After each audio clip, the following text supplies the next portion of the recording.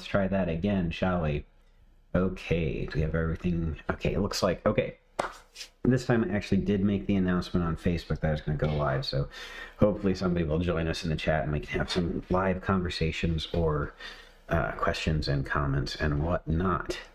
But okay, so fair warning has been issued.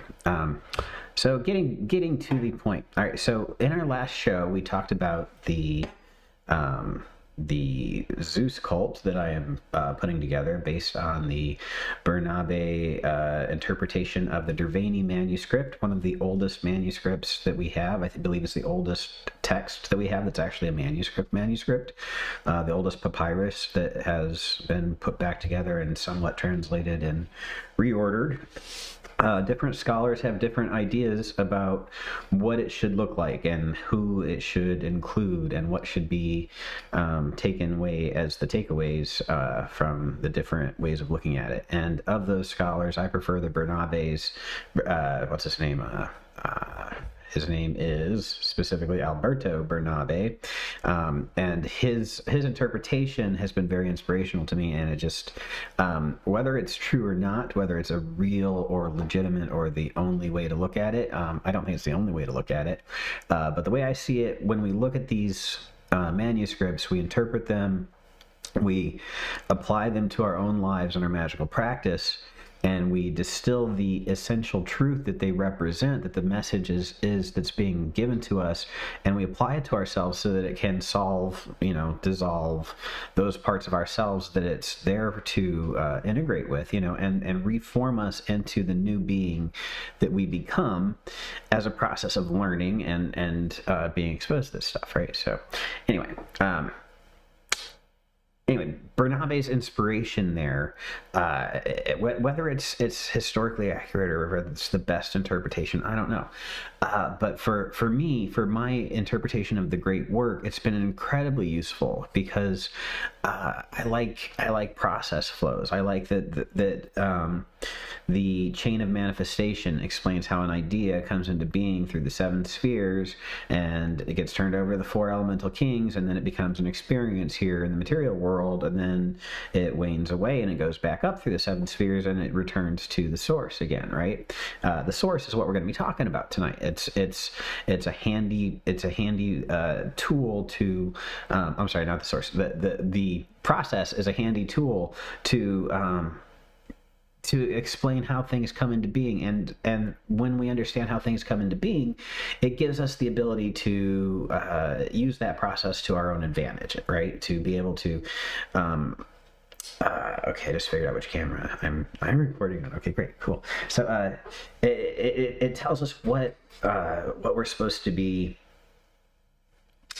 expecting next, right? Because when we're in harmony with the universe, when we understand how the universe works, what it produces for us is a way to know what's coming next, what's coming down the pipe, so that we can prepare ourselves and actually interact with that in the best possible ways.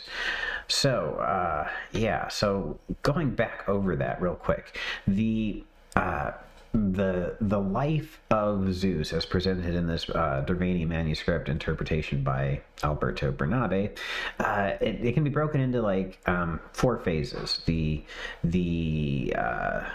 rebel orphan phase, where Zeus is taken over to the island and raised on Didymus, where he can be hidden from his father so that he can gather his strength and be trained by Metis and be taught in the ways of pharmakeia, of magic, of the occult processes necessary to create the herbs that would allow him to put his father to sleep and make his father regurgitate his siblings.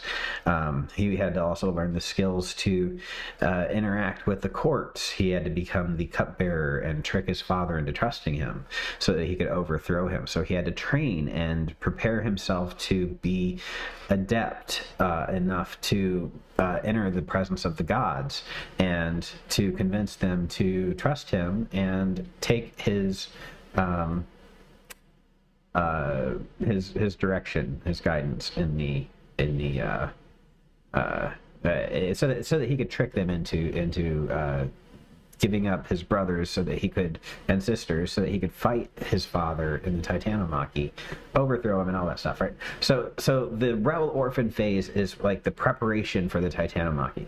The next phase is the Titanomachy, and then that's where you actually have to overthrow the Titans. This is the process of initiation. So like in terms of the courses that I'm offering on my class, on my site, it's links are in the comment or in the descriptions anyway. The courses that relate to the initial stages is basically the conjuration class. It takes like 3 hours or something like that. But if you get through that, you've basically gone through what I consider the process necessary to go through the whole rebel orphan thing, because it prepares you to actually start integrating with the gods and receiving your initiations into the 7 spheres to attain your holy guardian angel, all that stuff really like in preparation for those primary steps in your path as a magician to accomplish the great work.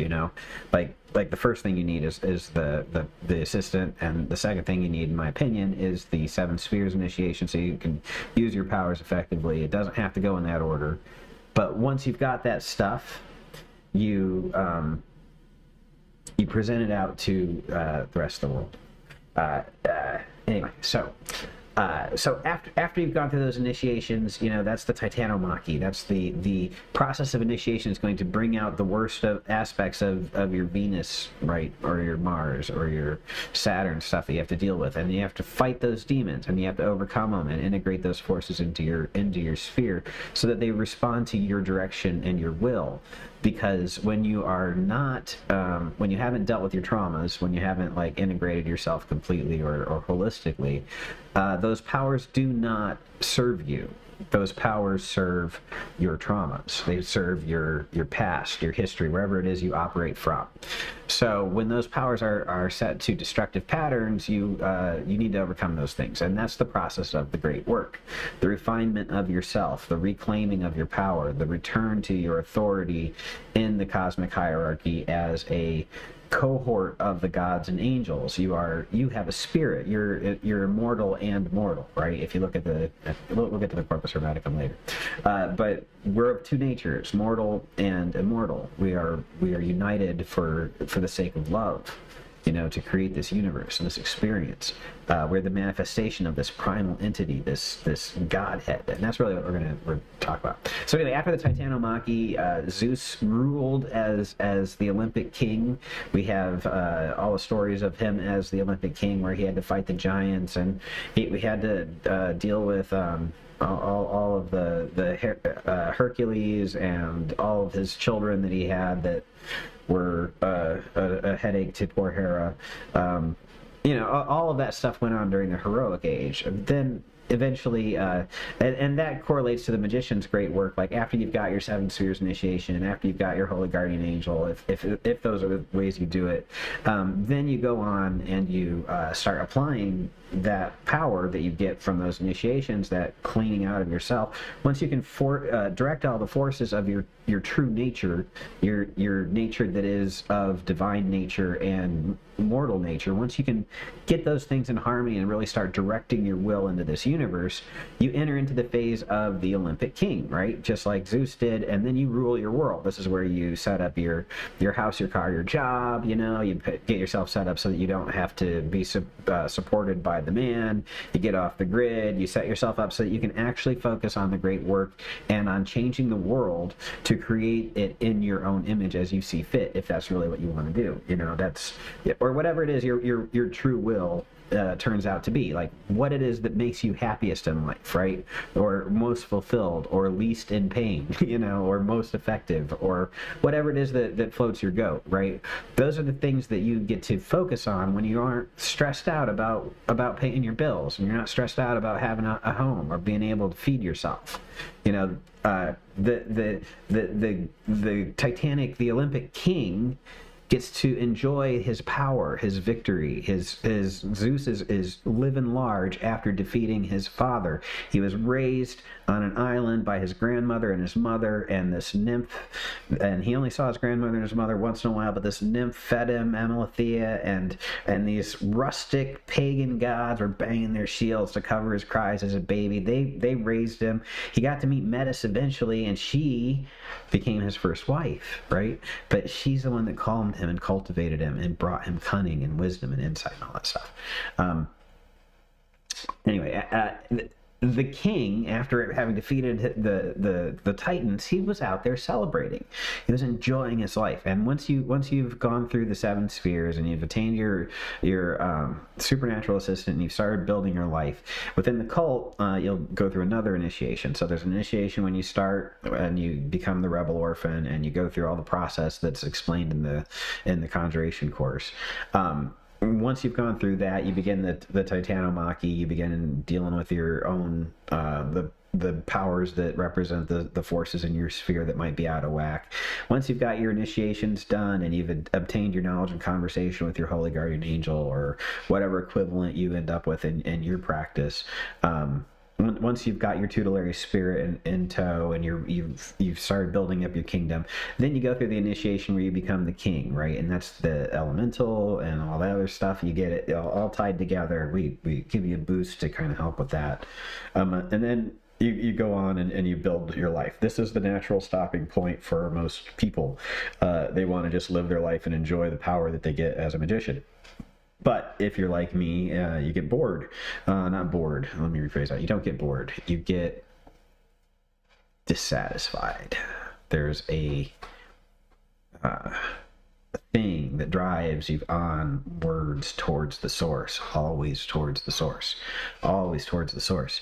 And when you start this passionate pursuit of your source, this Holy Spirit, this holy essence that permeates us, you and me, and the stuff that we walk on, when you pursue it, when you pursue a relationship with it, a knowledge of it, a consciousness of it, an awareness of it in your own daily existence, when you're drawn to that, you're not satisfied with the lasers and the kayaks and the trips to Hawaii and the mundane stuff. It's not what we do all this stuff for, obviously, right? I mean, hopefully not. There is a time for enjoying it, and believe me, I do enjoy the perks of doing all this stuff, but it's in service to a goal. There is a long-term goal to all this stuff, because I want that essential godness. I want that. I want to feel. I want that the Fascinus experience, right? I want to feel the universe coming into being, right? And I want to feel it coming back into me in the way that it's returning to the source, right? I want to know why we have to do all this crap, right?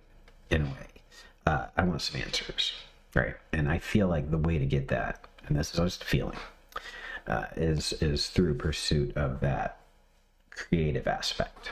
So anyway, the final phase, in my opinion, is and we'll talk about it here, is where you go in and you pursue the Fascinus, the source of all generative power in the universe. Zeus consumes it in the Derveni manuscript, and when he does, the universe collapses, and he recreates it in his own image. And everything that we've experienced in life is just that experience of his recreated universe. We don't know what happened before he consumed the phallus for real, but we do know that when he consumed this phallus of the god that was Uranus, the Fascinus, that source of generative power. This is all mythological symbols, guys. It's not a real penis. But when he absorbed the source of all power in the universe, the source of all creation, he was destroyed. Everything was destroyed, and he reformed it into what we experience, which we're experiencing, and then all that goes back into him. As above, so below, for the union of the one thing, right? That's our motto as Hermeticists, right? We know that's what we're doing here. Okay, so that's the cult. The cult is taking you through these 4 phases. There's 4 initiations. Boom, boom, boom. There's 3 initiations for sure. There might be a 4th. But there's 3 initiations that you receive as part of if you want to join the Zeus cult. The first one, you get your Rebel Orphan initiation. Basically, you get introduction to the Conjuration course and a talisman to protect you and your journeys as you begin your wanderings about in the occult world.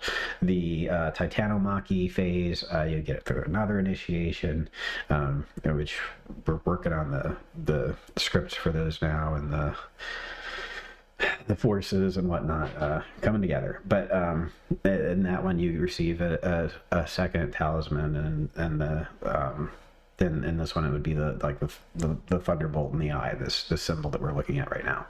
That would be something that you receive in the Titanomachy phase, representing the power that you're gaining to overcome. It represents the bolt and the thunder and the bolt that Zeus received from the Cyclops. Anyway, so you'll use that to overcome your enemies or the titans of your life that are keeping you from directing the forces of creation as you want to see fit. When you reach the Olympic King phase, you'll go through another initiation. You'll receive another talisman, and this one is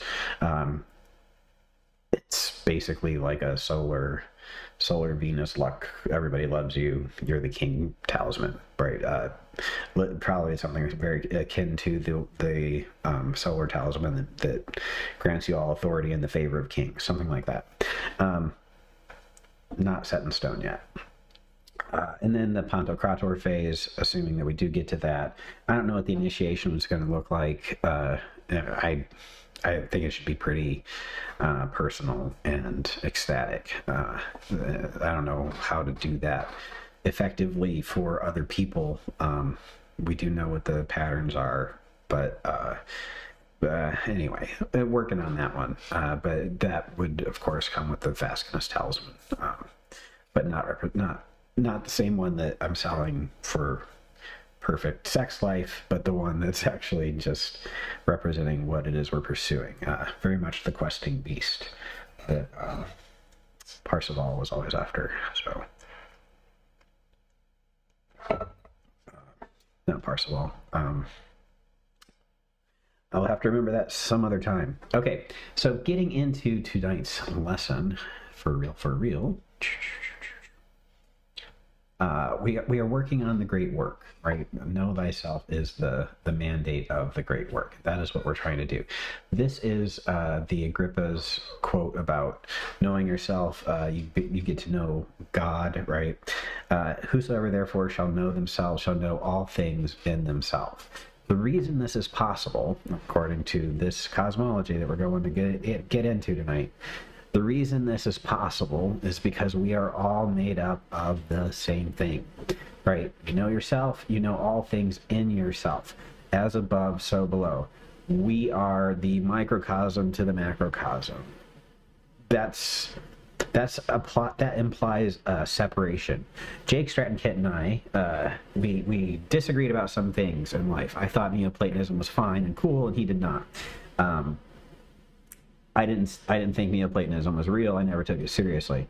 I understand what his complaints about it were. It is a way to disassociate yourself from nature and the reality of existence that is very visceral. I appreciate where he was coming from with that. It never hit me that way. I never felt separated from nature because I have a separate. I always knew it was a model. It's not for real. It's not.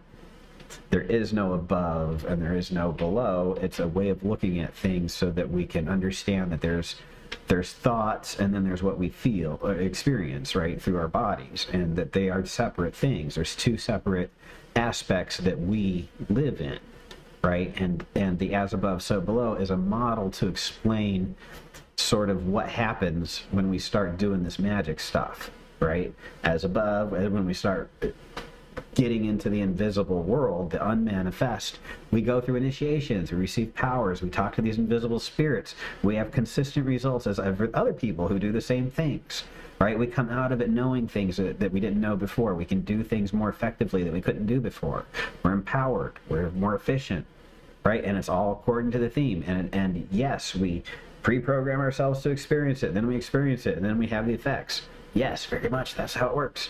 And it's cool. It's great. But these myths are our tools to understand what it is to be between these two worlds. These ideas are how we understand how it is that we make things happen. You can't tell me how you moved your hand. You can't tell me how you made your hand move because you don't know, right? You don't feel it happening. You don't feel the electricity or whatever, the signals going down to it. You don't understand consciously all of the cellular activity to make your hand move. You don't have to, right? There's the invisible that takes care of that when you will it, when you think it, without knowing how it happens, right? We just know it works. This magic stuff explains to us how it works outside of our body, right? It gives us a set of tools to manipulate the process, right? And it seems to work really freaking effectively when you do the 7 planets, the 4 elements, 7 plus 4 equals 11. When you start doing the magic, it really does seem to work. So that's why I do it. That's why I tell other people to do it, because it's a great way to get a handle on life. How true is it? How real is it? It is very much real. It's very much true. It is very impactful to your life, right? But the way this crap works makes you wonder sometimes, because idiots or seemingly idiots can have amazing results with seemingly stupid processes. Meanwhile, other people can follow the recipes to the law, to the letter of the law, and have maybe something, if they try real hard, they can pretend like something that happens wouldn't have happened anyway, right? And it doesn't really, there's really no way to explain it other than the magician, right? That's the difference when those things are working, right? So I've heard people say, if you're born a magician, then magic will always work for you. That's not true. It's not how it works, because I've seen people who obviously had no talent learn talent. Were they born that way? You can't prove it, But there's this thing called witch blood. How do you get witch blood? B.J. Swain has a great book about it. That explains sort of the different stories about where witch blood comes from and what it represents. It's a way of understanding why magic works for some people more easily than other people. Personally, I think it should work for everyone, and if you're having a hard time, it's because you don't really understand what you're doing.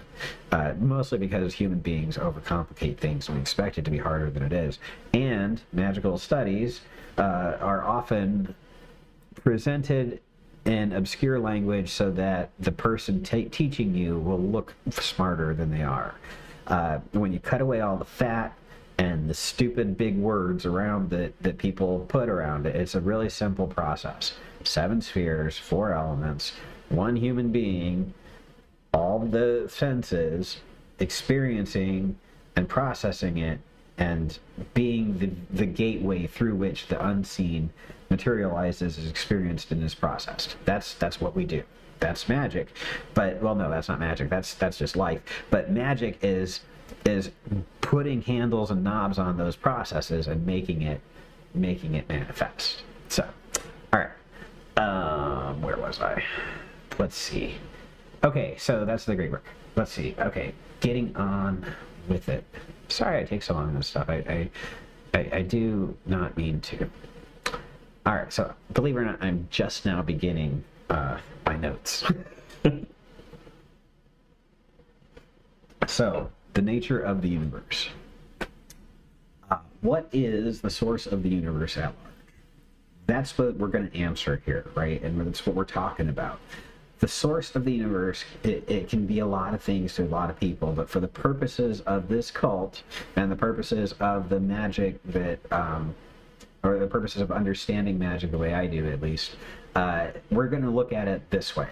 All right, so it seems to be that this universe, the nature of this universe, it seems to be generative expansive, and emergent into the now, right? So we don't really know necessarily, we can't measure or test where it comes from. We can't necessarily test where it goes to. I mean, we can kind of see what happens to things when they stop being experienceable within our realms, but we don't really know what happens to that information, like lost information. Where does it go? What happens to the experiences of the lives of the people who lived in a valley, cut off from people for hundreds of years, that were forgotten about and all died in a collapse? You know, those individual people had lives. What happens to their memories if they're never found? You know, if no other human ever experiences it,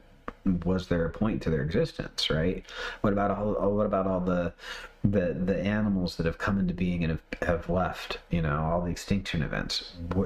Was there a value to that? You know, the answer to that, you know, that's sort of what we're looking for. That's sort of what we're looking for, is the meaning to life, right? Why are we here? I guess. No pressure, right? But it's pretty simple, to be honest. But this universe seems to be, the nature of the universe seems to be generative, expansive, emergent into that. So like it's trying it. When you get into what the universe does, it's constantly creating new stuff.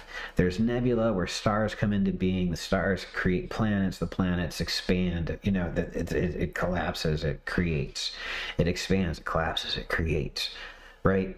Our Earth, we can see it happening on our planet. You know, the volcanoes pushing stuff out, expanding the continents, while the tectonic plates are collapsing into the universe, or into the mantle again, right? It's being created and it's being destroyed at the same time. It's coming into being and it's returning to its source. This is the process of existence that we can see across the universe. It is emerging all the time out of itself, and it's going back down into itself. Okay? In our daily lives, we can feel that happening too, right? We are putting out things out of ourselves. When I have a thought, I say it in words. I put it to you. You hear it, right? You have a response. You give that to me, or you send it to me, or you do something with it, right? I get it back. Or I have some experience of having sent that out. I get that back. I think about it. I process it. It changes me a little bit. It changes what I do next time. It adds to the next thing so that I can move on to the next step, right? It's that process. It flows out from our actions. This life, this force. It's in me. It's in these people that we might never hear of, that died in a valley somewhere. It's in you. It's in your children if you have them. It's in your parents that you got it from, right? When the cellular thing happened that generated our bodies. You know, that electric spark came from mom and dad. That was their electric spark that they got from life eternal. Life eternal is this electric spark, this lightning bolt passed through all of existence that breathes everything from the plankton that started it, right? It's that lightning bolt, that mitochondria, you know, the powerhouse of the cells. What's it doing? It's electricity, man. Holds us together. Good stuff, right? But it flows through us, right? And it's where these thoughts come from. It's where these desires come from. This life thing wants something. It wants something, and it wants it so bad, it just keeps creating and producing things. Flowers, bees, plants. It's that power inside all of us. If you ever looked at Bierstadt's paintings, right? The Illuminists, holy crap, the Transcendentalists, right? They saw that light inside of us. Plus lux, you know, more light. That light is the life that it spreads through everything. In our Earth, it's the sun. You know, the sun is the solar center of our planet. It's the source of light and life and liberty, and literally all life, it comes from the planet, from the sun, right? That's where on the planet comes from, the sun. But it's all there. That's the light that is being expressed. The sunlight is being expressed in my words right now. This is sunlight, fiery. Speaking this it's fueled by the light that fed the plants, that fed the animals that I ate today, right? Because I eat the animals, because I'm an apex guy, right? Whatever. But it's delicious. It's wonderful to eat and consume, but it's still the sunlight. And I am the sunlight walking on the earth. I'm the sole vice regent of the sun upon the earth. You know, that's how it goes. We are sunlight embodied, walking, thinking, using that light to create our experience. You know, I can bang on my desk with my fist when I'm mad. I can be sore about it. You know, I can smoke pot and get high and have a different experience. I can have this whole bunch of different stuff. It's through our actions that this energy, this life, projects itself out into the world around us, that creates our experiences and the experiences of everybody else. It's that light of the sun that is being given action through our emotions, our hands, our thoughts, our words, our magic, our logos, our inframing of the invisible and the material for experience's sake. This life process, it flows out to interact with others. We have individuated into multiple us's. It's not just me. It's everybody else on the internet too. It's not my fault. If I had my choices, it wouldn't be so many of us. That's for damn sure. But there are so many of us. Must be how I would like to say it's because of a plan. It is not. The essence of nature is not planned. It is just grow, boom, go, and live and see what happens. That's life. This whole thing is experimental. Okay? Generation after generation of evolutionary life, this progression of this electrical spark as it gathered fluids, as it gathered other parts of itself to create a different aspect of its cell, as it gathered, all the cilia and it gathered up other cells to work with, and it started to group together and become different forms of life on the planet. As it emerged, this life emerged, it would come into being and it would just go nuts. All the oil that we have, 4 billion years worth of plankton just going nuts, expanding as much as it could, consuming as much sunlight as it could to create as much of itself, more of itself as it could to cover the face of the earth. And it's flowing through us, right? And it's of course I do. I love this stuff, right? This is the passionate side of magic, the parts that were like the good parts, right? Anyway, so yeah, it individuates into different people, right? Anyway, so we're constantly trying to get this stuff out and into this world, right? And anyway, the progression of life, it takes eons, and it goes through phases, and it's progressing towards us. And each eon, every species tries to dominate its niche. And it just goes crazy, and it just overpopulates. And if you look at the jungles in any jungle, here in the state of Washington, we go to these parks that have trails, and if you don't walk on the trails, there's no trails. The trails are gone. They're not natural. They take maintenance. They take feet walking on that crap, killing shit so that it won't take over the path, right? It takes that. Human beings clean out the crap in between the trees. The trees have bushes and piles of other stuff feet deep around the base of these trees from years of crap in some places in Washington. And they've just got brambles and old pine needles, hundreds of years of pine needles, right? And it just piles up, right? The reason that we can walk between trees and parks is because human beings cut that shit down. We cleaned it up. That's what we did, because we also expanded into that niche. All right. And everything that can expand takes over as much as it can until it runs into a barrier of something else. There's a border that stops us, this individuated border that I will take as much as I can and go no further. And that's life. That's the pattern of life. And human beings, we have all these moral codes that suggest that we won't do that. And we see animals sacrifice for one another. And we see this compassion in nature too. But in general, there is this sense, like kudzu in southern United States, it will overcome everything, and it'll take over as much as it can unless something else stops it. That's the natural force of this life that we embody. Our bodies embody this natural force of life that wants to expand and create and build more of us, for sure. Every species wants more of its own species. That's why we're overpopulated. That's why we're destroying the planet, because we have a drive to reproduce, to survive, not just to survive, but to excel to the next level, because we're the foundation of what comes next, or we all get wiped out and something else takes our place. Right? But we're doing pretty good. All right. I think our brains are doing pretty good, and we're doing all right. I mean, we're fucking everything up. We're not doing all right. We're doing pretty bad. But we can actually do better. We're not like COVID. We're not like. I mean, maybe we'd be better if we lived in harmony with everything, sure. And ideally, eventually we'll get there. But I think humans are great.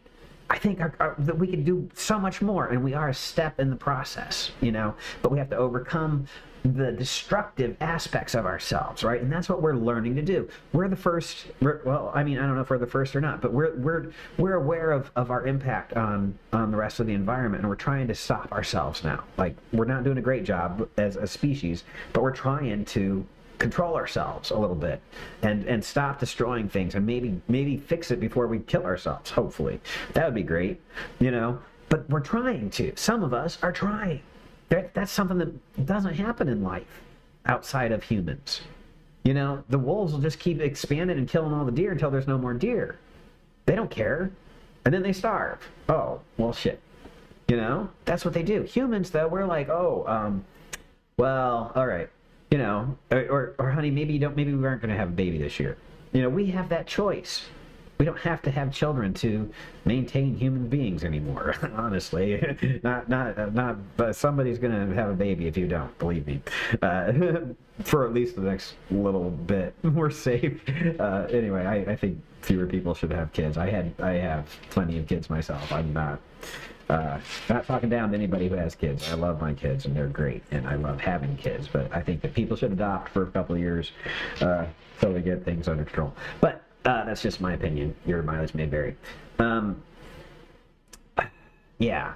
So we have this urge to expand, and we're learning to control ourselves. But that's what this essence of life is. That's what this thing is. And I think in my own stupid little perspective on things, and I could be completely off on this. Don't take this as like Gospel of John or whatever. Not that that's any better than what I'm going to say, but I think that Zeus, this essence of life that we embody, is figuring it out as it goes along. I think that when Zeus consumed the Fascinus, or whatever that represents, it absorbed that power of creation into itself, and it expanded and exploded into the universe as we know it, filled with life and stars and matter and dust and light and beautiful, beautiful, beautiful people, right? Filled with all that stuff. But it didn't know what the heck it was doing, and our stories of the Demiurge explain sort of it trying to fumble along and figure itself out, and that's sort of what we're doing, right? And it makes sense. It makes sense because we're like the part of life that's starting to be self-aware, and we're totally seeing it from our own self-image. Maybe the dolphins have it figured out. Maybe the whales. Maybe we all should just go back to the sea. Whatever. I like being me, and I like being a monkey, and I like driving cars, and I like having fun on the earth as what I am. But anyway, I think that we can keep moving forward and direct that consciousness, this energy that we embody. I think we can keep moving it forward, and I think that's what Zeus is doing, or what we call Zeus within this model anyway. It's trying to learn it as we go, and this emergent consciousness pools in our minds and pools in our awarenesses as this ability to experience itself. And as human beings, we experience this world in ways that no other animal does. Nothing else that has existed on the planet has ever experienced it the way we do. We're experiencing it for Zeus, in ways that Zeus could never experience it until we came along. And something else will take its place. It's fine, but in the meantime, that's where we're at. So the way this process, this life thing manifests its ideas into being, like I'm going to make a lighter, right? Here's my lighter. How do I make a lighter? From concept to materials, research and development, production, prototypes, right? And then eventually refinement, production, and sales and marketing, mass marketing, and then pollution and cancer and lawsuits, right? But somewhere in there, there's like profit and, question mark. But we need to put that question mark after the profit question. But we're talking about the production. So like as we move these ideas into being, it follows this process of manifestation. It seems to follow Saturn. You get a foundation. Jupiter, it expands within the boundaries of that foundation. In Mars, you get some order around it. In the Sun, it starts to really start to produce itself into being, all the way down into Venus and Mercury and the Moon, and then it gets turned over to the material world.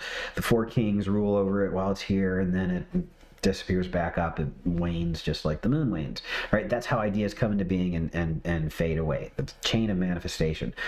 Occult practices, the processes explained around Neoplatonic thought in the 16th century, in the grimoires, in the alchemical theoretical texts, in the writings of John Dee about the angels. They're all based on this idea that human beings can return to this position of co-creatorship with God, where we can attain the conscious understanding of our power and authority so that we can create a better world on behalf of that life that is within us, not because we're better than it, but because we are its expression too, right? We are part of it. We are the expression of God expressing itself to create more expressions of itself because it wants to, right? We're part of this whole process.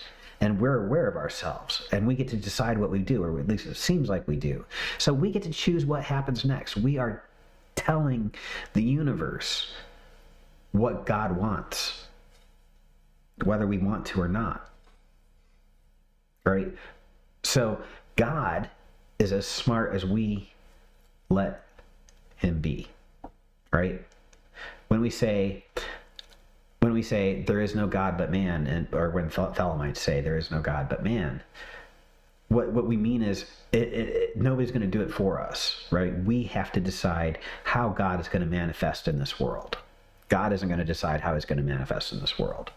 We're going to be the manifestors, we're the deciders, we're the ones that actually choose what we're going to do, what actions are going to manifest this will of God that we're going to understand, right?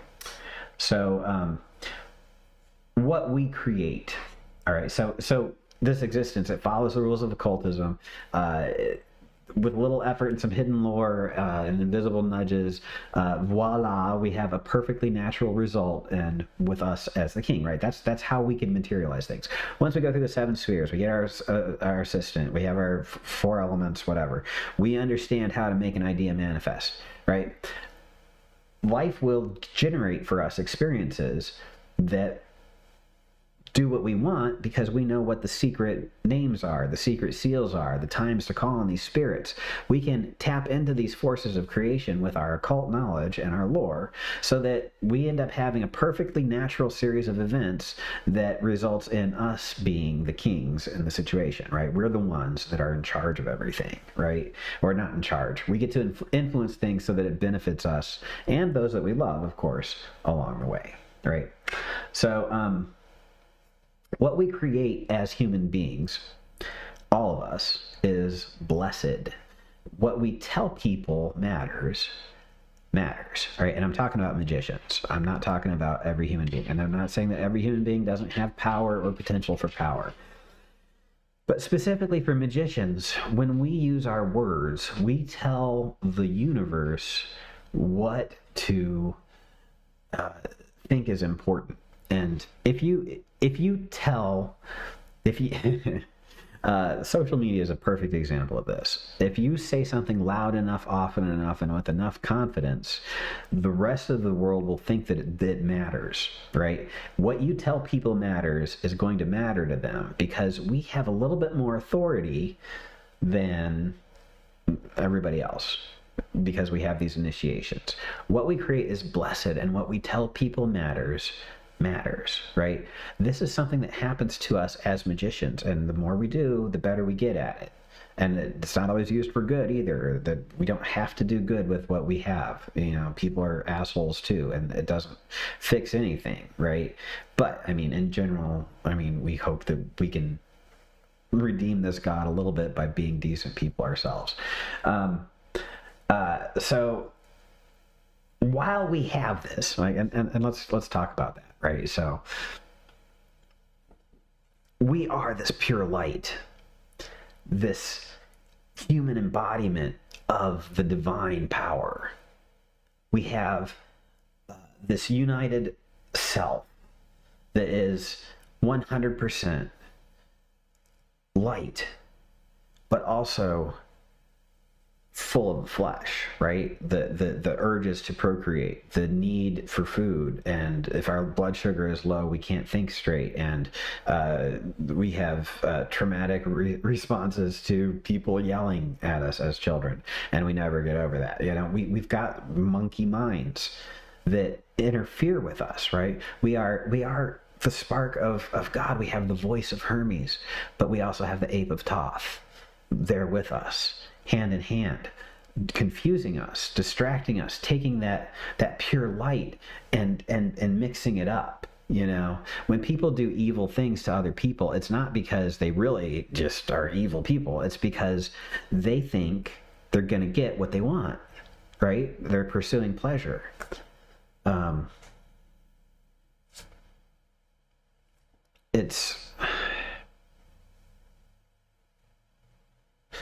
I don't know. Do I have an angelic voice? I do not have an angelic voice, but it is what it is. This monkey mind takes it confuses the light, and it in the same way that the ape of Thoth was said to take the truths of Hermes and the truths of Thoth and confuse them so that they couldn't be understood by human beings in the clearest way. That's sort of like why we end up, I think, falling into error. I think that a lot of us mean well, but because either we got confused in the monkey mind as children, or the way we were raised, or just something didn't work right, you know, we don't really understand how to get over that. And I think that's what the great work is really good for us to do. So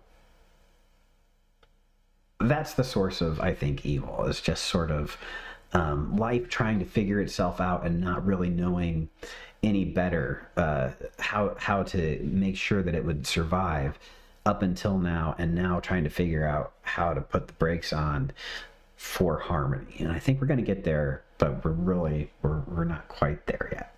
So underneath all of this existence, imagine there is a consciousness permeating everything, right? And that consciousness is that life, right? And it's all of us, okay? It's individuated into us. It's in you, and it's of you, and you participate in it, and you're thinking you are separate in some ways as it intends. And it experiences the things that you do with it, right? It's inside you, and it's experiencing your experiences through you. It's willing these experiences through you. It's enjoying these experiences through you, or suffering these experiences with you, right? It is you experiencing these things, but it has forgotten this unity to itself.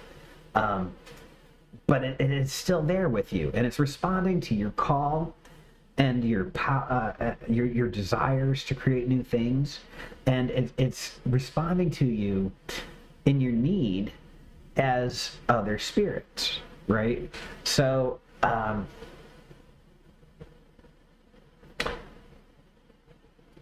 if you take a moment and you focus your mind and your actions, and you harmonize your inner and your outer life in accordance with a cohesive system,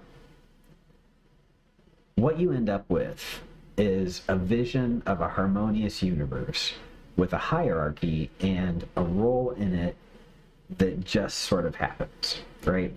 So when you think of this consciousness that permeates all of existence and experiences your life through you and expresses its will through you, this consciousness has created a method of obtaining unity with it, or there happens to be a method of obtaining unity with it that comes when you perform certain occult processes. Focusing your mind through meditation, mantra, yantra, whatever process the spiritual system has you learn to focus your mind. First, you have to learn to focus your mind and your actions.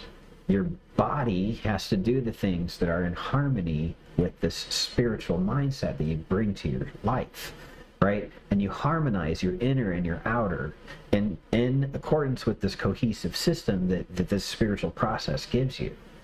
And next thing you know, you do experience the same vision, right? And this is true in Enochian. This is true, my wife is a part of Jason Miller's Sorcerer of Hecate group, and she's had experiences with Hecate as the world soul that are just like my experiences with Zeus as the all thing, right? So within the context of a framework of your spirituality, if you pursue God or God or deity or something wholeheartedly with all of your mind and your soul, and you harmonize your inner and your outer, you receive this vision of this united universe. And you have a conscious communication with this deity that represents to itself, to you itself in a way that creates connections to everything else, right? That lets you have more influence over your experience. So it can work through you more, and you can enjoy your experiences more. You can sort of get a bigger glimpse of what's going on around you, right? This set of processes, right? Whatever it is for you, Hecate or whatever. For me, it was. It's a lightning bolt, right? It's the spark of life. It's that source, that big, wherever it comes from. I've been looking at what happens when a lightning bolt strikes, and it starts up in the highest levels of, or not all of them, but some of them at least, start in the highest levels of the clouds, and it starts like an inverted mushroom, and there's a boom, and it goes down into a single bolt, and then it comes out and it expands. And when you look at how a lightning bolt expands, it goes down in a single bolt, and then it expands first, and then it expands again, right? And if you look at the Derveni manuscript, it's a lot like that. It's like Zeus the Head, Zeus the Middle, Zeus the All in All. Yeah. Okay. So this lightning bolt, like I was going to say, it's not just me. It's our oldest manuscript that we have on record. So let me find my browser here. Oh my gosh.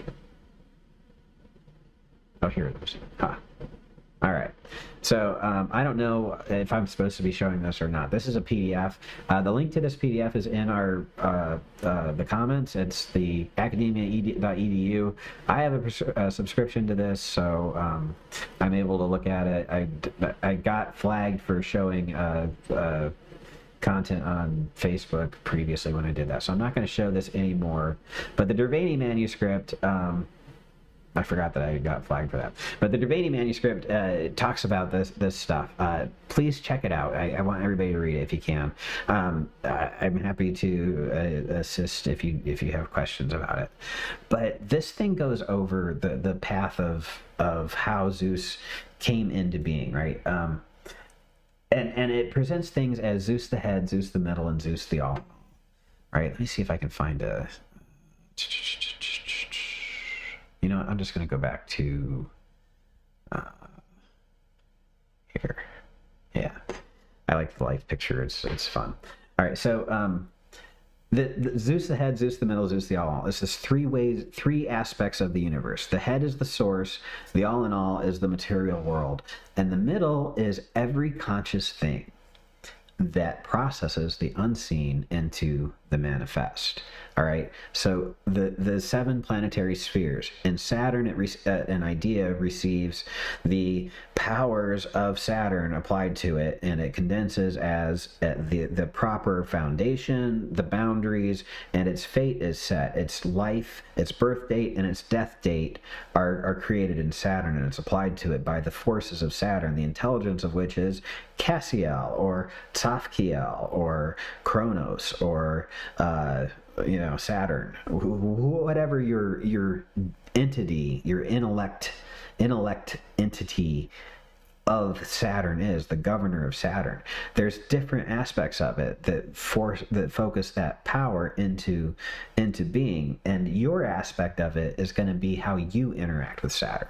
How I interact with Saturn is different than how other people do, right? But through the seals of Tzafkiel or Cassiel, we can contact that force. We can tap into that force and have it flow through us and be directed according to our desires through our words. We ask Cassiel, hey, Cassiel, I need you to direct your forces of Saturn to bring a stop to this destructive force in my life. Let it end now. Let this be the boundary that was willed for it from the beginning of time, that by my utterance, this will stop. And that was its fate, was to prove that your words were the word of God, right? Because it stops when you say it to stop, when you use the powers of Saturn. Anyway, the symbols that we use to tap into those things are going to be different, I think. This is just my interpretation of it. Your mileage may vary. It might all be the same to everybody someday, but for me, it's different right now, right? That's the middle. Okay, Zeus, the middle, is everything that is conscious. The forces of Saturn operate whether you're asking them to or not. They are consciously applying foundations and boundaries to every idea that gets manifested through you and your brother or sister, your father or mother, your people at work, your people on the internet. Everybody has an aspect of Saturn influencing their decisions, so that what they decide to do with their life to change their reality has a foundation and a boundary. Everybody has that. Everybody has access to that. You can't have creation without that, if you believe this model is true. So it's equally applied to everybody. But as magicians, we have the secret seals, the secret names, the secret times to be able to contact these forces and direct them consciously, because we have a unity through our relationship with these forces that were established in our initiations and our titanomachy, our fighting against, our overcoming these powers that controlled those forces before we took authority over that, right? So that's what these symbol sets give us. They give us that unity that we're seeking in the great work, this unification with this cosmic deity, this force of life, so that we can consciously interact with it and understand why we're here, what we're doing. Based on what we can tell, this is the best thing I got. Based on so far, this is the only thing I found that so far that has been as effective and it's empowering, to create the life that I want to experience. So that's why I'm talking about it. All right, so each individual god or deity or angel or human being or spirit or ancestor or Enochian angel or demon of the Goetia or daimon or genius loci or elemental, every spirit that has a role in the process of manifestation that we contact through magic is Zeus Homesos, the Zeus the middle. You, me, as magicians, we are Zeus Homesos, the middle. We're the middle. We're the physical anchor through which the spiritual force of creation can express through our words and our consciousness what comes next based on our actions, right? We are that aspect of the mesos that bridges the unmanifest and the manifest to allow direct control over that You know, it's not just instinct for us, most of us. I mean, a lot of us, it's a lot of instinct a lot of the time. But sometimes we get a glimpse of how to stop ourselves from just reacting, right? So, anyway, these pools of consciousness, where do they come from and where do they go? I've been watching some videos like on Reels and whatnot, and there's this guy, Brian Cox. I don't know anything about him. I only have seen like two less than 5-minute videos that he was in, and he brings up in these videos, and they're really cool because they got me thinking about things. I don't know if he's a cool person or not. I should probably follow up before I recommend him. I'm not recommending him. I'm just saying I saw this. So anyway, he talks about this eternal universe. And he says, if the universe is eternal and it goes on forever previous and forward, and we have no evidence that it didn't necessarily, right? The absence of evidence is an evidence of absence. But it very well could continue forever. If it's eternal, and if it was eternal before that, it never needed to be created. We don't need a creator in this scenario. Somebody commented the Big Bang. The Big Bang is the beginning, right? It's the beginning. The beginning requires an end, right? If the universe never began and never ends and is constantly emerging, there's no need for a creator God to start it all. It's just constantly emerging. It's constantly becoming itself through us on earth, in our lives, in my heart. That's my experience, my eyeballs, my nose, my ears, my love, me. That's my thing. Well, maybe, I don't know. All right, so none of this stuff. No, there's no Big Bang. There's no need for it if it's constantly emergent, right? If it's constantly emergent, and that's what it seems like, there was no need for it. Right, exactly.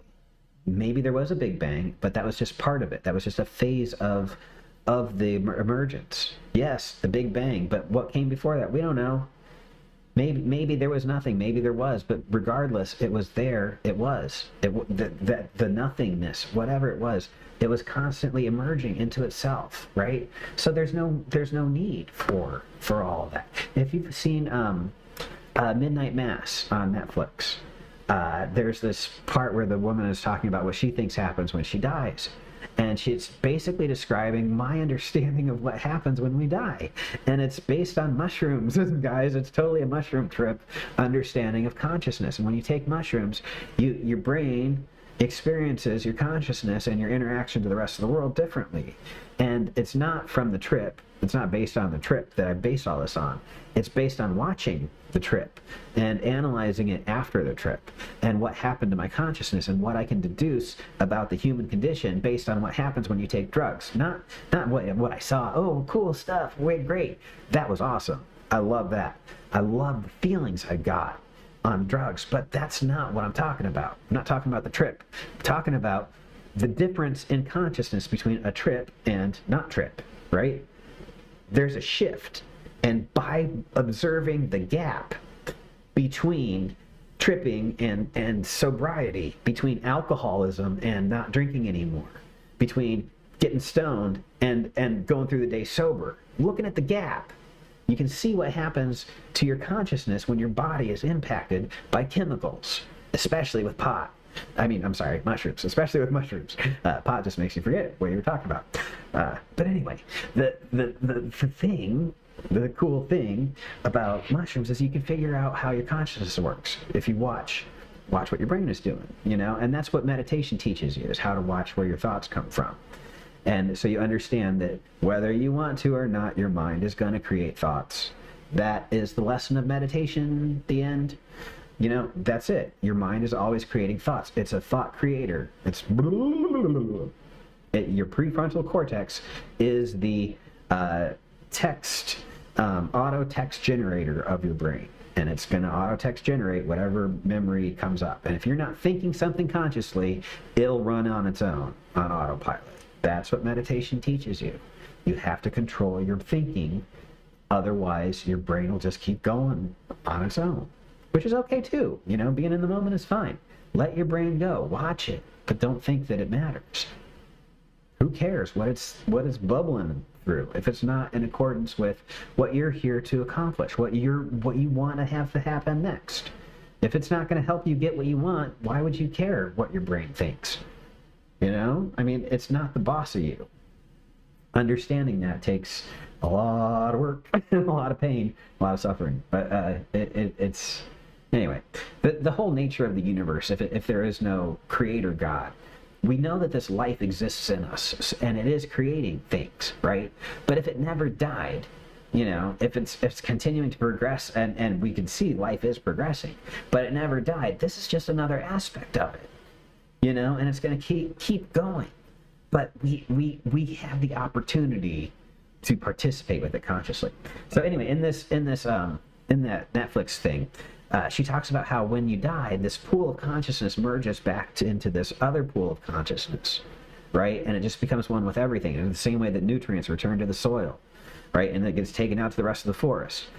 But, you know, some of those nutrients come together again. I think that when we die, our consciousness goes back down into the soil unless we've gone through our Golden Dawn work or our fucking AA work or whatever secret tradition teaches us to create our golden body of light that our consciousness goes into and we practice with sex magic, right? Whatever system of creating this invisible body that we move our consciousness into when we die, whatever process that is, we can do that, and then when our body dies, we basically can function as an angel according to several different mystical traditions, including Dharmakaya, what is that, Dzogchen, right? Me. I don't know, someone else, I'm sure. But the thing is oh, I'm sorry, it's Italian witchcraft and the Golden Dawn and some other people have believed that you can create this body of light and move your consciousness into it. So that process, however we learn that, keeps our consciousness from just dissolving into the all thing. And Crowley talked about when you die, the death collect. He's like, go and do whatever you want, you know, and that's what he's talking about. And if you look at the Greek.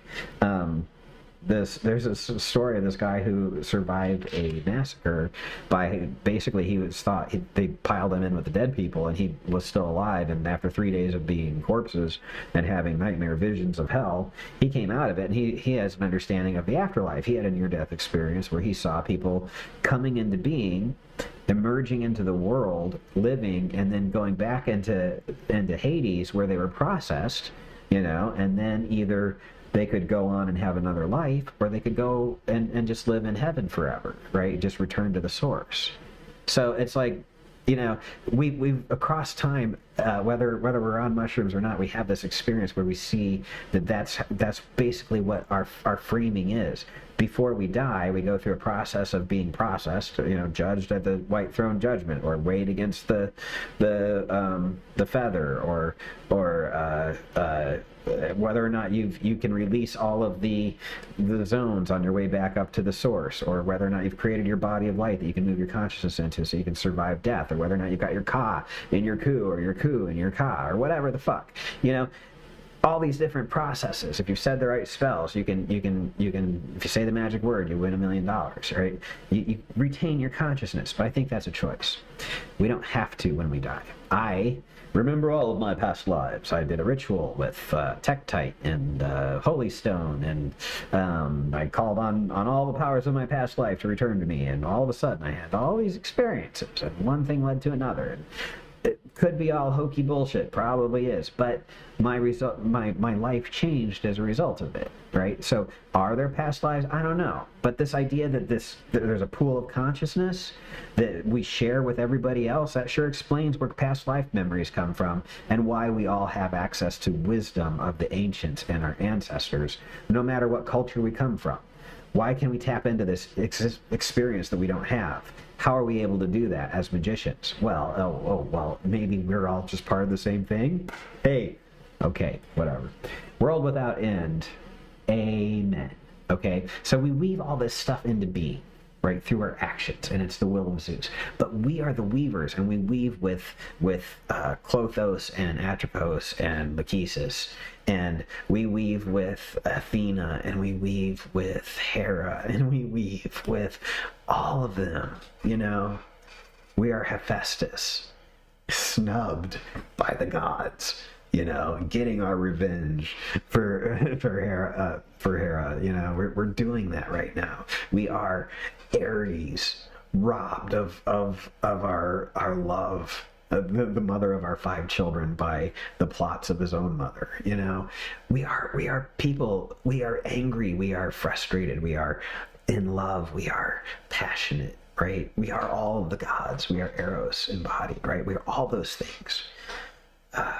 Yeah, but we're Zeus the middle. We are the middle part. We are in the Golden Dawn and the ceremonial stuff, that the hexagram is so important as a representation of the as above, so below. The invisible and the visible are one is like unto the other, and the Corpus Hermeticum gets into that. It's all about that, right? Yeah. That's us. We're the fulcrum, right? We are the Venn diagram of the as above, so below. Okay, that's us, and the purer we are with our source, to the source, our connection to the source, the purer we are, the less we try to get in the way of that. The less we let the momentary bullshit of the moment interfere with us, the more we're able to just focus on emerging, creating, experiencing, processing, emerging, creating, experiencing, processing, growth, progress towards life, more light, more life, more refinement. Yeah. So, and if you need a framework for why we do this, right? Why do we go through the 7 spheres? In the Corpus Hermeticum, it talks about how we descended from the mind of God and received a portion of power from each of the 7 governors. And as we did, we descended to the material world, and we wanted to create in it, and we saw our own reflection. We fell in love, and we bonded with it, and we became of the world, in the world, and we are here to express that creative spark with the powers of creation. That's why it's important to work with those things, at least in this system. If you want to be a Hermetic magician, I think it's very useful. It's the same, and it's always been the same, and it always will be the same. Okay, the thing that is eternal about human life, at least the human experience, and this is something the Derveni manuscript taught me really well, because it's a commentary on an initiation by the initiator. And in the OTO, I performed initiations, and as the initiator afterwards, I gave an explanation of the initiation, and it was just like this. And he criticizes other initiators and other mystics and other systems the same way I would criticize other people doing the same. Well, down in Texas they do it this way, but the way I do it is blah blah blah. But the actual thing is, and you're not supposed to do any of that stuff. You're really just supposed to give the knowledge lecture, and it's pre-recorded. You're supposed to stick to the script and not interject things onto it. But a lot of times people would sit there and try to help people out, because everybody had more questions than they got answers to, because that's life. You're supposed to figure it out yourself. Anyway, what it always is, though, what this universe always is the active creation of experience, right? We are actively creating our experience upon and within the earth at the same time as everyone else, right? We're all doing it together all the time. We create it together, and we have to deal with it together, right? That's the thing. I have to deal with everybody else's crap. You have to deal with everybody else's crap. I am trying to get everybody to understand that we can do this together, and we are doing this together, and we have the power to do it differently and more effectively and more efficiently. We can do that because if we want, if that's our desire. But I think if more of us are doing what we want, we're all going to be happier, and we're going to raise the tincture of the sphere, right? It's better when we have good things going our way. we can do whatever we want, and we can do it forever, right? I'm not saying that everybody is free to do whatever, we can be stopped from our desires. We can stop others from their desires. But pretty much, if you're willing to die for it, you can try to do whatever you want. Nothing can stop you if you're willing to die for it. And it's a terrible way to look at it for some things. But as long as you're willing to do whatever work it takes to get what you want, and there's always a path to a desire, and sometimes it takes miracles, right? It's like there's no easy path to me being king of the United States, although Donald Trump is paving the way nicely. Haha, boom, boom, boom. But anyway, there's no easy path to that, but there is a path. He's proven that there is a path to being a dictator of the United States. If he really wanted to, if he can convince enough people to support him, you can do that. There's a path for somebody born in poverty in Ethiopia to end up the CEO of a major tech firm in California. There is a path. If you can imagine a path and take all the little steps along the way, you can accomplish whatever you want, as long as you can imagine the path. And as magicians, we're not doing it alone. We influence everything through the seven spheres. We influence it with our power. My little motto about how life is hard, magic helps. That's so true. Magic helps us get what we want, and we can engineer all the little steps along the way. And if it doesn't work, try again. You keep telling them until you get what you want, until you've learned the right way to say it, until you figure out the right way to ask for what it is you really want. And you keep trying, and you learn more about yourself, and you learn more about how things work, and you have to change your plans. And some days you figure out that you didn't really want that. I thought I wanted this person because of these things, and it turns out I was wrong. None of those things were true. You change your mind. Right? These things happen, and you pursue something different. Things come into being, you process it, and they go away, and you do something else. You create something new. This is our process, right? And it's through our words. But anyway, I want to read to you a recreation of the proem of the Derveni manuscript. I posted this on Facebook the other day, or part of it, and this is the introduction, and this is a complete recreation. I had been working with ChatGPT quite a bit one day, and on the Derveni manuscript, and by the time I was done working with it, it knew more about, like, I had spent a long time making sure that the only source it was referencing for all of our conversation was the PDF that I had loaded up to it, and it was quite interesting what it came up with. But I asked it to recreate the proem based on our conversation that we had had so far, analyzing the text, its source, and other influences of outside sources that may be reflected in the manuscript. And it put together this thing, and I've asked it to do this 100 times since, and it would never. It just says I can't do that. There's not enough information. But we had somehow managed to have that AI training session to where for that instant it was able to produce it, and this is what it came up with, and I think it's quite wonderful. Close the doors, you uninitiated, for I will speak the sacred words to those who have been initiated. And by the way, everybody, we're going to pretend you've been initiated. O blessed ones who have seen these rites, you will go down to Hades' halls with shining souls, but those who have not been initiated will suffer a fate as terrible as their ignorance. Therefore, entrust your hopes to Zeus, the Father and King of all, who accomplishes all things, and observe his signs in fire and smoke, which he sends forth as tokens of his will. But do not heed the voice of the Erinyes, who fill your ears with false and dreadful sounds, for they are misty beings born from air and earth, who darken your mind and lead you astray. But you who have been enlightened by Orpheus's song, know that there is only one God in many forms, and offer him your prayers, libations, sacrifices, not as gifts or bribes, but as symbols of nature's harmony. And he will grant you peace and joy in life and death, and you will share his wisdom and his power. The Erinyes are what I want to talk about next.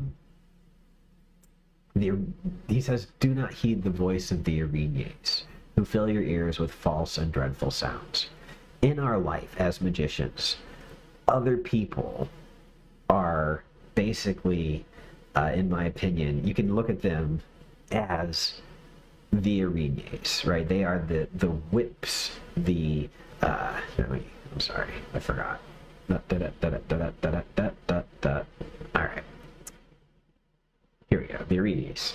So the Erinyes are the Furies. They're the ones that bring negative experiences to the lives of human beings. In the Corpus Hermeticum, the divine Poemander says that he is close to the pious man, but to the impious man he sends the evil daemon to afflict him, to inflame his passions, and to drive him even further from the presence of God and that spirit of God within us, so that he will never be satiated as long as he does not pursue God, right? So he makes you want the worst depravities even more as long as you're ignoring God, is what he says. Whatever. The Erinyes are the ones that whip the flesh, right? According to this interpretation that Bernabe put together, and he agrees with this proem. This recreated proem, it's nice, but the actual text it supports what I'm about to talk about. So the voice of the Erinyes, the false and dreadful sounds that they bring, are, in my opinion, the equivalent of samsara, right? The equivalent of the worldliness of this world. If you're familiar with Pilgrim's Progress, the Vanity Fair is where all of the people who are on the path towards spiritual enlightenment get distracted by worldliness, materialism, non-spiritual thoughts, sexuality, the sexual perversion, basically any kind of sexual repression, the way you're not fulfilled sexually, and your desires for sexuality that stop you from pursuing your spiritual unity with this cosmic God so that you can take part in the creation of things. You know, all these distractions along the way, these are the whips and the chains of the Erinyes, according to this. And I'm not insulting the Erinyes, by the way. I love the Furies. They are the most beautiful and the most lovely of all entities of this world. They are great entities outside of this particular framework. But within the framework of this belief system, the Erinyes are presented, not by me, of course, but by the author of the Derveni manuscript. He presented them as if they were the false and dreadful sounds of our daily lives. And if you want to know what those are in our daily lives as magicians, it's your sister's gossiping tongue that makes you feel bad. It's your brother getting more attention from your father than you. It's your the constant snide looks that you get. It's people judging you for who you date. It's people who think that they could do better with what you have than you could. I get that a lot. A lot of people think that Rufus Opus gets too much attention. I do. I really do. But it's because I'm passionate about this stuff, and I need a big voice, I think. Anyway, it's distractions from what we're here to do. That's what the Erinyes are in this system. It's samsara. It's the popcorn and the fried bread at the fair, you know. But it's not real. But the way that we do this, the way we avoid the Erinyes, is to avoid drama. And it's as simple as not answering the phone when your sister calls, when she upsets you every time she calls. It's an ongoing thing, right? Let's see. The way to keep them out of your life really is good boundaries. Good fences make for good neighbors. You just ignore people who bother you, you know. And I'm not good at it. I'm not perfect at it by any means, but I have cut major sources of drama out of my life. Alcoholism, for example, a major source of drama, because I would get drunk and run my mouth about things. I would tell people what I really thought, and it turns out that is not as helpful as we would like to pretend. A lot of times, a lot of things that people think don't need to be said because they are not expressing the words that are their truth. They're expressing their damage from other people, right? And it just happens to be activated because your barriers are down because you've been drinking. That's what was going on with me anyway. So I don't do that anymore. It turns out that if I govern myself, I can have a progressively better life, a better existence, you know. But overcoming those things, these aspects of drama in your life, by eliminating the sources of them, frees up energy to do other things and create more aspects of your existence that are more in keeping with your desired outcome, right? And it's possible, right? The other way to avoid them is to do the great work. Get your solar initiation. Reclaim the source of power that generates your life. Okay, the source of power that generates your life is in you, and the great work is how you distill it and put it to work for you. Because right now it's generating your life all day long.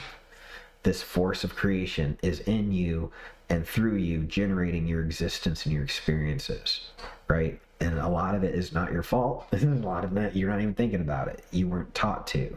Magic teaches us to think about it differently, to process these things differently, and to act from a different place, right? A lot of trauma is we're still thinking that we're still in the bad place, right? Like if I react to Nicole, my wife, as if she were doing something that my ex did, I'm not acting in the present, I'm acting in the past. And if you look at what happens in the brain, your brain is processing a past memory from a part of your brain that is supposed to process the present or something like that. You're still living your trauma.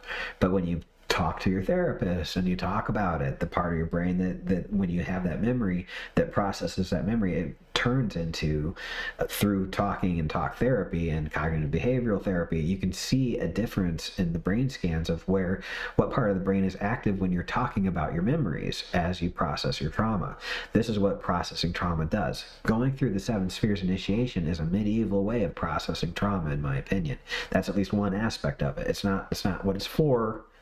But if you look at what the great work, what the stone of the wise, the philosopher's stone, treats melancholy, apathy, basically depression, their idea of what depression was, right? Anxiety, listlessness, having no focus, being so wealthy that you're sick and not having any purpose in life, having no drive, all the illnesses that we have from our lack of awareness and the inability to express our desires, all those illnesses are what the philosopher's stone cured. That's what it healed. It healed the mind, the soul, and the heart, and the body, all of it. It healed all aspects of you so that you could pursue the spirit. And the thing is when your mind isn't straight, when you haven't dealt with your trauma, when your heart's fucked up, when you haven't dealt with your betrayals, when your source of power is screwed up because your parents told you to shut up, and not speak. When you don't have those things right, you're not acting clearly as the projecting force of life in your experience.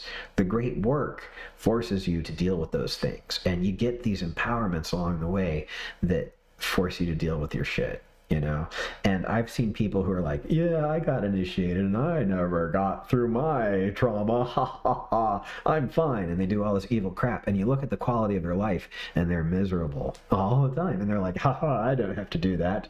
And it's like, yeah, okay, how's that working out for you? And they're oblivious to it. It's almost as if something sent an evil daemon to inflame their passions to the point where they couldn't even see how unhappy and unsatisfied they were, and kept pursuing things that were empty and meaningless regardless. It's almost like there was something like that going on sometimes, but whatever.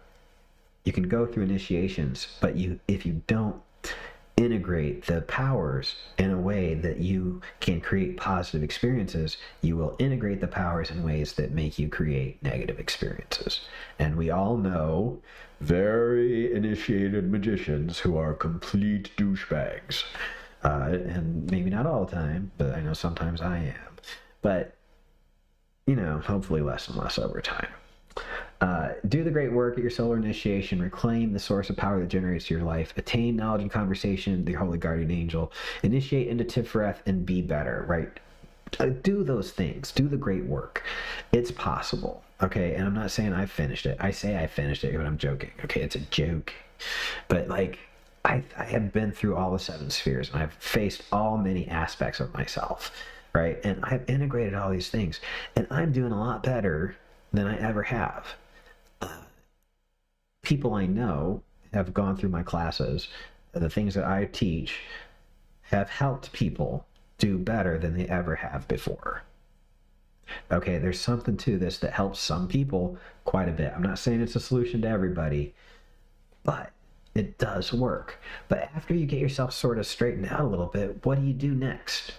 Right? A lot of people have built lives around their trauma and can't think of what to do when they've dealt with it.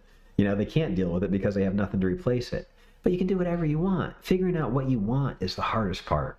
You know, it took me about 2 years to figure out that I've been doing what I want my whole life, but I haven't been able to succeed at any of it because I had all these other issues going on. But it's whatever the fuck you want. You can do whatever you want. Be cool about it. Have a good time. Don't ruin anybody else's good time. But those are the 2 rules that I live by. Have a good time, and don't ruin anybody else's good time.